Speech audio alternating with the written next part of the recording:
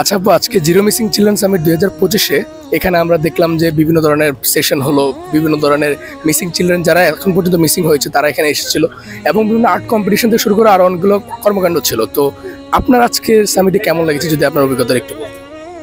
না, আজকে আমি এখানে আসতে পেরে খুবই ভালো লাগছে, কারণ আমি আসার কারণে আরো জানতে পারলাম যে আমাদের দেশের পরিস্থিতি কি, আর আমাদের যে এরকম শিশু যে নিখোঁজ হচ্ছে এই ব্যাপারে আমাদের দেশ কতটুকু অবদান রাখতেছে, আমাদের দেশের কোন কোন প্ল্যাটফর্মের কোন কোন অর্গানাইজেশন কেমন ধরনের হেল্প করছে এগুলো সম্পর্কে জানতে পারলাম, দেখতে পারলাম।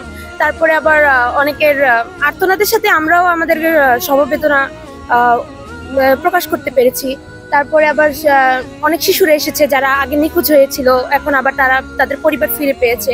আবার এমনও অনেকের সাথে পরিচিত হলাম আমরা যারা এখন পর্যন্ত তাদের শিশুদেরকে পাইনি। তো আমাদের যেমন ভালো লাগা কাজ করে, সেখানে দুঃখ, ভালো লাগা, মানে সব একটা মিক্সড একটা ইমোশনের মধ্যেই আমরা আজকে। আচ্ছা আপু, আমরা রিসেন্টলি দেখতে পাচ্ছি যে বাংলাদেশে নারীদের প্রতি যে সহিংসতা সেটা অনেক বেশি পরিমাণে বেড়ে গেছে, নারী এবং শিশুদের প্রতি। তো আপনি একজন নারী হিসেবে কি মনে করেন যে কি কি পদক্ষেপ আপনি একজন নারী হিসেবে করতে পারেন, এবং যারা অন্য নারীরা এই ভিডিওটা দেখবে আপনি তাদের জন্য কি মেসেজ দেবেন, তারা কিভাবে নিজেদেরকে সুরক্ষিত রাখতে পারে?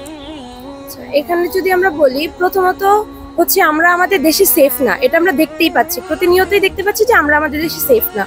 তো আমাদের যে সেফটি নিশ্চিত করার জন্য প্রথমেই কি নিজেদেরকে সচেতন হতে হবে।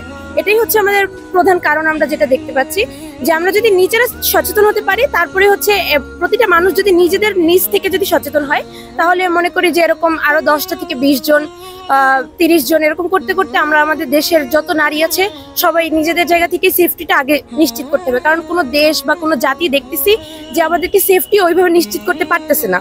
তো আগে নিজেদেরকে সচেতন হতে হবে, তাহলে এই পুরো দেশ সচেতন হতে পারবে। ধন্যবাদ।